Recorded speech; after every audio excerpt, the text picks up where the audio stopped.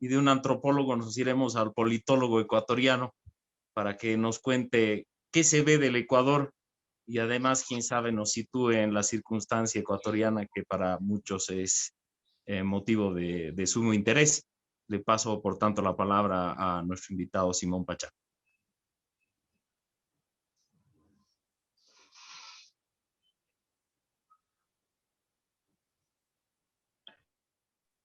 Ya. Adelante, Simón, cuando Ahí, estés. muchas gracias, Gonzalo. Gracias por la invitación a los organizadores. Para mí es un gusto participar en este diálogo, volver a encontrarme con muchos colegas y amigos, tanto de Bolivia como con Ramón en Perú, en fin. Bueno, yo voy a comenzar con relatando una anécdota que creo que dice mucho sobre el movimiento indígena ecuatoriano y es algo que sucedió el día 8 de febrero, al siguiente día de la elección. Un personaje bastante conocido, este señor Monedero, que es uno de los ideólogos de Podemos en España, viendo la sorpresa que causó en ese momento que se pensaba que era el segundo lugar de Yacu Pérez en la elección, él intentó desacreditar, digamos así, a Yacu Pérez, diciendo que no era indígena porque él no lo veía como un indígena, porque lo veía y veía a las personas también que le apoyaban como personas de clase media, en fin. Yo creo que era una visión absolutamente racista, una visión colonialista que planteaba este señor. ¿Y por qué? ¿Por qué esta percepción, aparte de los prejuicios que él pueda tener? Pero yo creo que de alguna manera expresa una visión que no se compadece con las características del movimiento indígena ecuatoriano y sobre todo no se compadece con las propuestas elaboradas y difundidas por la candidatura de Yacu Pérez. Voy a volver sobre esto al final y de aquí me voy a ver los antecedentes más remotos del movimiento indígena ecuatoriano y tratar de explicarme y explicarles, si es que es posible a ustedes, el por qué el éxito que ha tenido el movimiento indígena ecuatoriano a lo largo del tiempo en la arena política, ¿no? En la arena política. Hay que considerar en primer lugar que en Ecuador muy tempranamente se forma lo que se llamó la Federación Ecuatoriana de Indios. Ese era el nombre, Federación Ecuatoriana de Indios, y era una organización impulsada básicamente por el Partido Comunista, que se fundó en el año 1944, cuando se produce en Ecuador una movilización general que derroca un gobierno, en fin, y a partir de eso se forma la Federación Ecuatoriana de Indios, que juega un papel muy importante desde ese momento hasta la década de los 70 en el proceso de reformas agrarias, porque en Ecuador se hacen dos reformas agrarias, y es uno de los motores que impulsa esas reformas agrarias. Se hace la primera reforma agraria bajo un gobierno militar en el año 63-64 y luego se hace una segunda reforma agraria también en el gobierno militar de Rodríguez Lara, de un tinte parecido al del general Velasco en Perú, y en el año 74.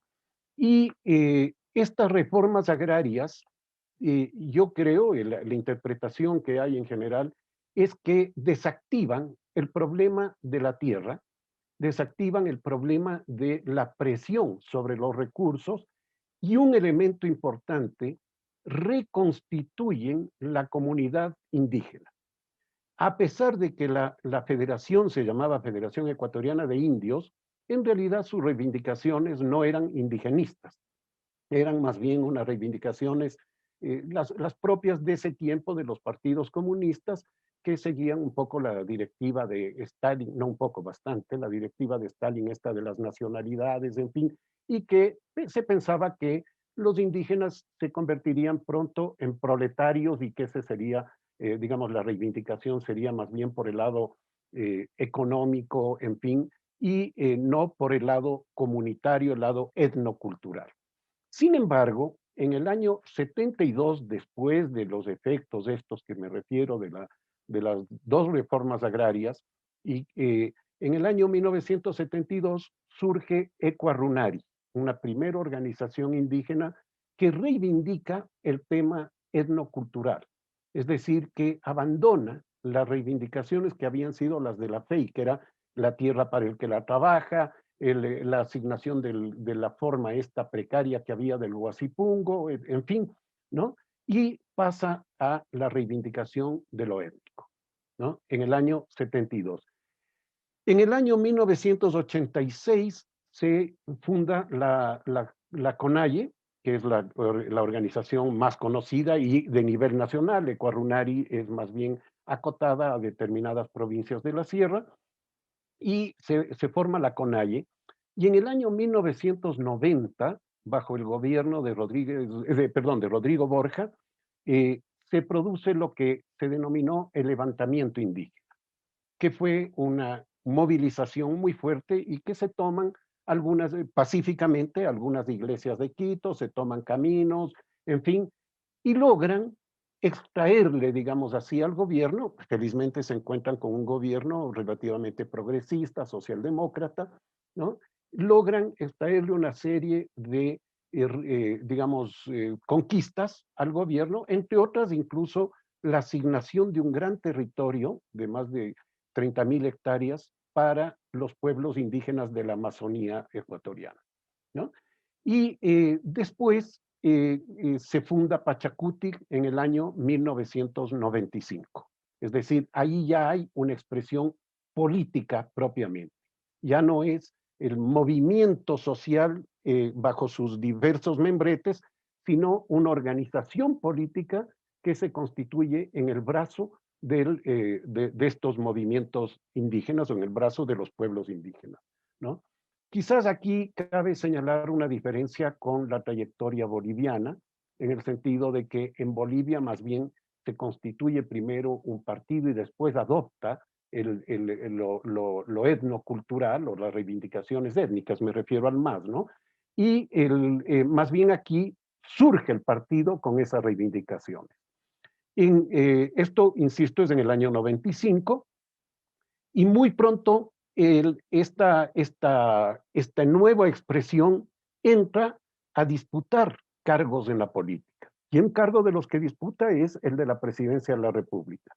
En el año 1996 llevan, en una alianza con un movimiento formado muy poco tiempo antes, llevan de candidato a Freddy Ehlers, una persona, digamos, de clase media alta más bien, ¿no? Como candidato, y logra un tercer lugar en la elección con un 20,6%, un 21%, digamos, para cerrarlo, ¿no? Es decir, un éxito, se puede decir, en su primera contienda electoral. Y en el año, 2 años después, en el año 1998, vuelve a presentarse Freddy Ehlers, pero en ese momento hay un fraccionamiento de la izquierda, que era la que había apoyado fuertemente en su primera candidatura, y reduce su votación al 15%. Sin embargo, en el año 98 ya se había promulgado la Constitución, en donde en la constituyente Pachacutic tiene una presencia importante, no, digamos, pequeña, pero importante en términos cualitativos, y logra que en la Constitución se incluya la declaración del Estado ecuatoriano como un Estado pluricultural y multiétnico. Es decir, ya hay un avance importante en términos, si se quiere, de las formalidades legales o lo que se quiera, pero también en esa misma Constitución se establece la posibilidad de constituir territorios indígenas autónomos, que nunca se la pone en práctica. ¿Por qué? Porque no hay una demarcación clara de la población indígena y es muy difícil hacerlo. A partir de ese momento, a partir de la constitución de Pachacutic, en fin, las organizaciones indígenas, fundamentalmente Pachacutic, pero también otras organizaciones, por ejemplo, algunas vinculadas a iglesias evangélicas, en fin, obtienen varias alcaldías en el país. Y hay alcaldías que son emblemáticas en ese sentido. Por ejemplo, la de Cotacachi en la provincia de Imbabura, las de Guamote y Columbe en la provincia de Chimborazo. Y más adelante hay unas prefecturas que equivalen a las gobernaciones, digamos, que son también captadas en varias provincias por el movimiento indígena. El, la, el, en esta trayectoria política, el movimiento indígena ecuatoriano, en mi opinión, comete un grave error cuando apoya al candidato Lucio Gutiérrez, que había dado un golpe de Estado previamente, y que obtiene el 20%, incluye a los indígenas en los primeros meses de su gobierno y luego rompe el acuerdo con ellos y salen muy perjudicados porque además se rompe en el movimiento indígena. Hay personas que quedan dentro del gobierno y personas y digamos la dirigencia que se sale, ¿no? Y esto lleva a que en el año 2006 Luis Macas, un dirigente histórico de Pachacuti y de la CONAIE, apenas obtenga el 2% de la votación. En el año 2009 no presentan candidatura y en el año 2013 presentan la candidatura de Alberto Acosta, que apenas obtiene también el 3%, ¿no? Y finalmente en el año 2017, es decir, la última elección presidencial antes de la actual, apoyan al general Paco Moncayo, que es candidato de Izquierda Democrática, y obtiene prácticamente el 7%. Por lo tanto, hago este recuento para ver esta trayectoria que es de altibajos, de alianzas, yo creo, equivocadas, como la alianza con Lucio Gutiérrez, y nos permite entender de alguna manera este salto que pega ahora con Yacu Pérez, que llega prácticamente a la misma votación que llegó Freddy Ehlers, pero con un candidato propiamente indígena, al contrario de esa ocasión. ¿Cuál es la similitud en esta ocasión con aquella en que agregan intereses no solamente del pueblo indígena, sino de otros sectores? Es decir, que ahora Yacu Pérez se presenta como un candidato, obviamente con todas las reivindicaciones indígenas, es decir, todo lo cultural, en fin, ¿no? Pero pone mucho énfasis en los temas ambientales, en los temas ecológicos, digamos, en los nuevos derechos, en derechos, por ejemplo, de opciones sexuales diferentes, el tema del aborto, en fin, es decir, capta una votación importante dentro de sectores de clase media, sobre todo de sectores jóvenes y digamos, sí, sectores jóvenes, urbanos, que creo que son importantes. En la elección, y ahí entro ya a la elección actual, perdón, antes de esto que vemos y esta característica de la propuesta de Yacu Pérez, creo que es lo que no entienden, por ejemplo, personas como el que me referí inicialmente, este señor Monedero, ¿no? Es decir, no entiende que ahí hay una agregación de intereses, una alianza amplia que no se manifiesta en términos de alianza de grupos que lleguen, sino más bien una propuesta de alianza desde la candidatura. Y creo que eso es lo que le da una fuerza muy, muy grande, muy importante a la candidatura de Yacu Pérez.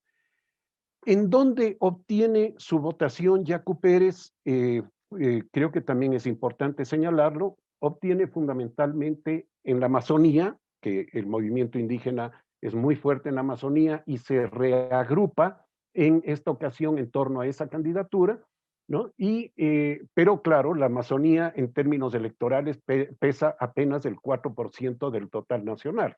Entonces, en realidad, ¿dónde está la parte más importante que le da este 20%? Está en la sierra, fundamentalmente en la sierra, y dentro de la sierra, en las provincias, digamos, en donde el movimiento indígena ha sido más fuerte, y por supuesto en la provincia de la cual él era prefecto, o sea, este cargo equivalente a gobernador, y de donde él es originario, que es la provincia de Azuay, donde está la ciudad de Cuenca, ¿no? En donde tiene una votación muy alta, y como digo, las provincias centrales de la sierra, que son las que le dan la votación grande. Pero es muy llamativo que él tiene votaciones muy importantes en las provincias de la costa, en donde difícilmente ha entrado el movimiento indígena. Y esto se explica fundamentalmente por lo que señalaba antes, por este carácter amplio de su propuesta, ¿no? Y por digamos, la novedad de los planteamientos. Creo que es digamos así, un llamado de atención, sí, un llamado de atención de decir, oigan, volvimos a la escena, ¿no? Y estamos disputando la escena política. Y creo que Yacu Pérez deja puesta la vara bastante alta en ese sentido, y es muy probable que en la próxima elección, si él logra capitalizar esto, pueda tener digamos, una votación más importante que la actual. Sin embargo, cabe señalar que esto se produce dentro de una situación también difícil para el movimiento indígena, porque hay una ruptura. Los principales líderes de la CONAIE, Antonio Vargas y Leonidas Issa, eh, estuvieron en contra de la candidatura de Yacu Pérez. E incluso ahora, en estos días, han hecho declaraciones muy fuertes, muy críticas, ¿no? En contra de él, cuando ven ya que no va a pasar a la segunda vuelta, ¿no? Sí, el que no va a pasar a la segunda vuelta, y que el, el, eh, eh, eh, ellos, digamos, hay una ruptura que está dada sobre todo por los sucesos de octubre del año 2019, ¿no?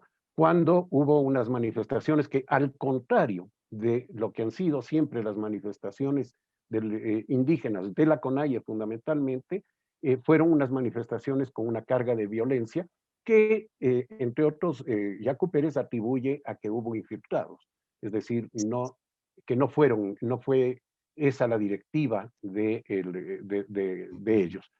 Y Simón, termino diciendo que, a pesar de esa ruptura, creo que es muy importante la votación que él obtuvo en esta ocasión.